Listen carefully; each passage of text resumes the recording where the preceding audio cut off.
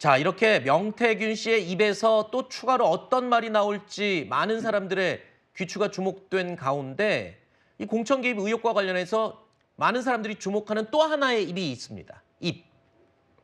바로 과거 국민의힘 당대표였던 이준석 개혁신당 의원의 입에 많은 사람들이 또 집중을 하기 시작했습니다.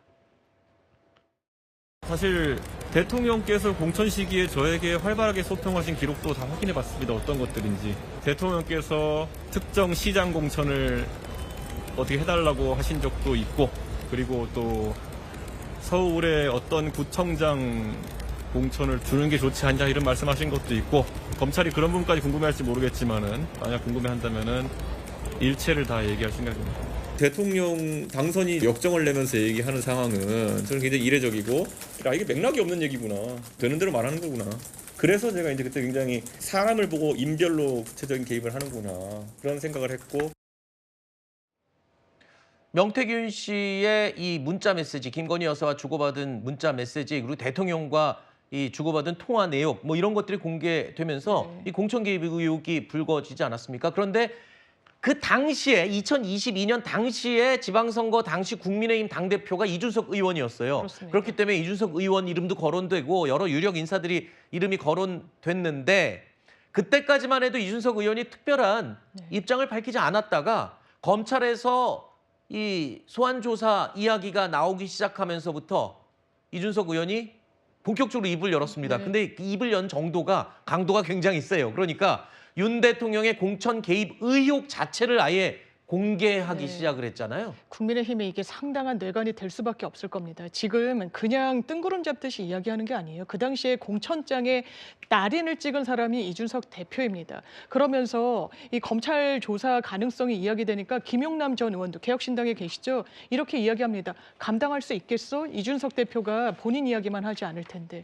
김건희 여사, 윤석열 대통령에 대해서도 이야기할 텐데. 라고까지 이야기를 합니다. 그러면서 구체적인 폭로를 이어나가죠. 그 당시에 지금 어느 구청장, 어느 시장이라고 얘기했지만 언론이 다 취재해서 다 실명으로 나왔습니다. 포항시장과 강서구청장이었죠.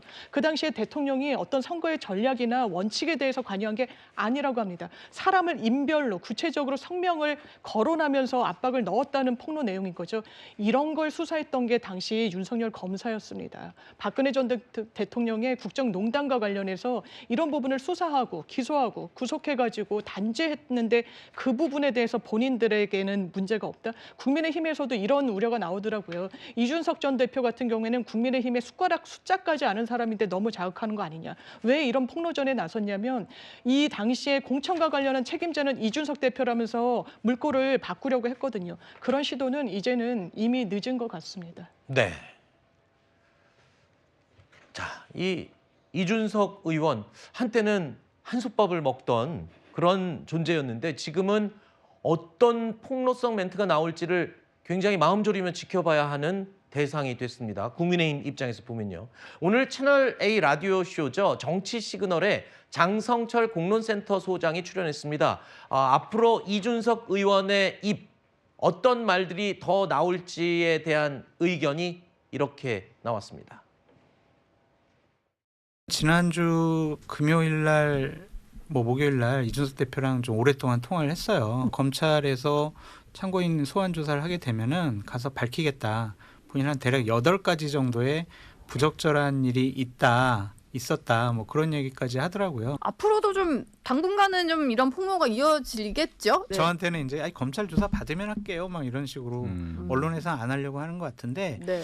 창원지검발 수사 조사 뒷얘기들이 계속 나올 것 같아요. 차장검사분이 대단히 의욕을 갖고 이 사건 수사하고 조사하고 있다. 네. 그런 얘기가 좀 들리더라고요.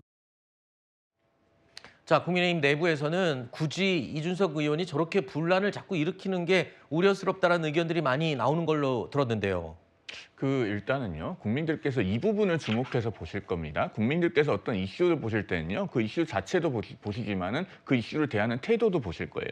지금 이준석 의원에 대해서 화살이 돌아오고 있는 것은 국민의힘이나 대통령실에서 이준석 의원에게 화살을 돌려서가 아닙니다. 검찰에서 조사 과정에서 앞서 우리가 명태균 씨 그 휴대전화 복원된 것을 이야기했습니다만은 명태균 씨와 이준석 의원 간에 주고받은 카카오톡 메시지를 제시하고 명태균 씨에게 질문을 했다는 것이 이제 그 변호인의 전원을 통해서 나오지 않았습니까? 그러면은요, 이준석 의원이 본인에게 제기되고 있는 질문에 대해서 먼저 성실하고 정직하게 설명하는 것이 순서입니다. 네. 즉, 그러면은 다음 날이면 야당 대표에서 여당 대표로 신분이 바뀔 위치에 있었던 이준석 의원이 왜 그 0시 20분이라고 하는 늦은 시각에 명태균 씨하고 그렇게 공천에 관해서 의견을 주고받을 정도로 긴밀한 사이였는가? 네. 도대체 새벽 4시에 홍매화는 왜 심었는가? 이런 것들에 대해서 답을 먼저 해야지 화살을 돌려볼 생각으로 자꾸 다른 곳에 전가를 하잖아요. 그러면 국민들께서 그 상황을 다 보고 계십니다. 아까 조금 전에 뭐 얼마 전까지 한솥밥을 먹던 사이라고 표현을 하셨는데 이준석 의원이 보수라고 하는 울타리 안에서 다시 한솥밥을 먹을 의사가 조금이라도 있다면 네네. 국민들께서 어떻게 이 상황을 보실지에 대해서도